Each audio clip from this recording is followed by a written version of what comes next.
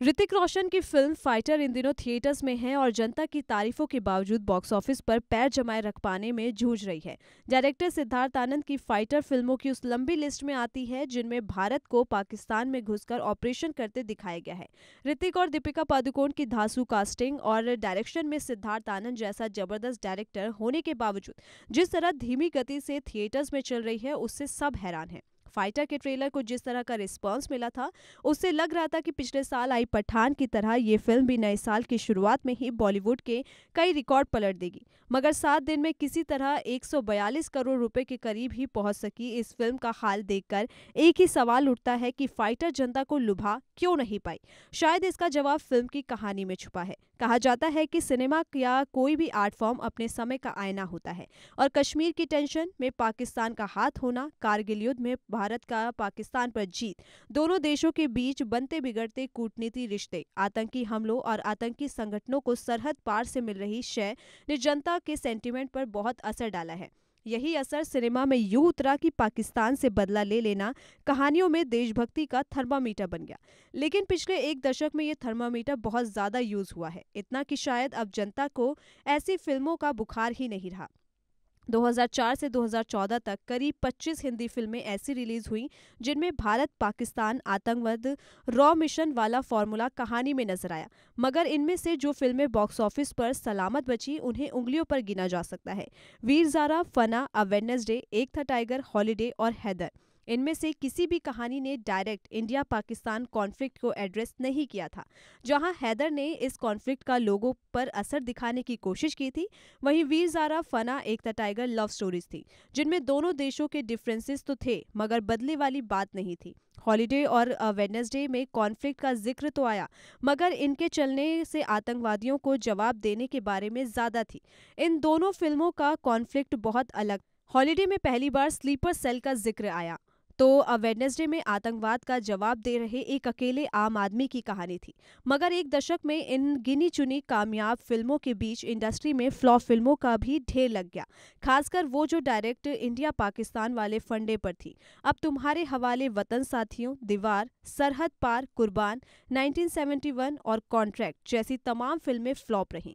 26/11 के हमलों के बैकग्राउंड पर बनी फिल्म बेबी 2015 ने एक काल्पनिक आइडिया स्क्रीन पर उतारा कि भारत की एक स्पेशल फोर्स मुंबई हमले के मास्टरमाइंड को एक दूसरे देश में जाकर उठा सकती है। काल्पनिक इसलिए क्योंकि तब तक असलियत में ऐसा कुछ नहीं हुआ था या फिर ऐसा कुछ होने की जानकारी पब्लिक में नहीं थी।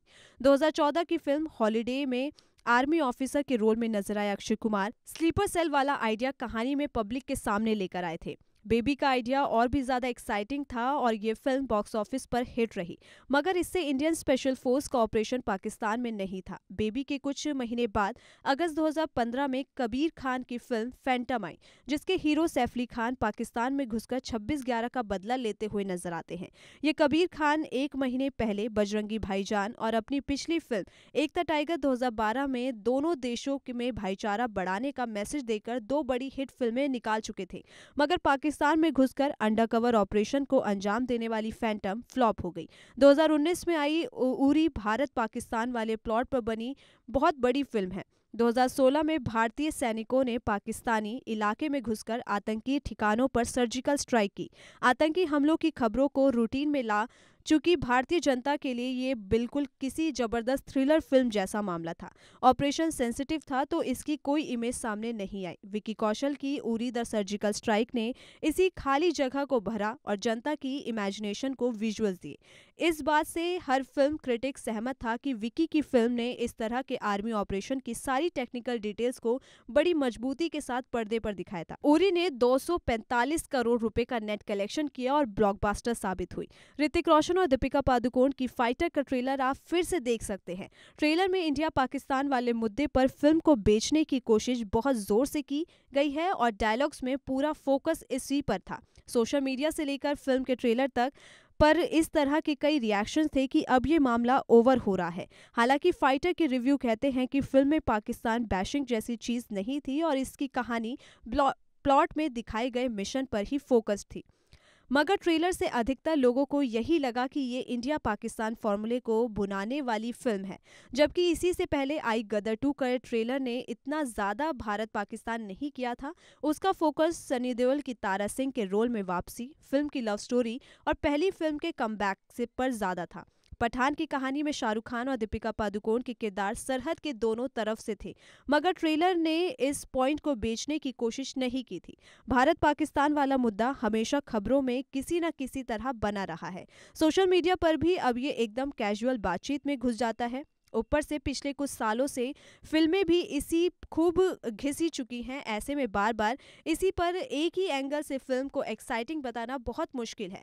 अब ये जनता के लिए भी बोरिंग होता जा रहा है। ऐसे में अब फिल्म मेकर्स को इस मुद्दे को भुनाने की बजाय ठोस कहानियों पर फोकस करना चाहिए, जिनके बीच में दोनों देशों का ये कॉन्फ्लिक्ट एक सॉलिड ट्विस्ट का काम करे। आपको ये वीडियो कैसी लगी? कमेंट सेक्शन में अपनी राय जरूर दीजिए।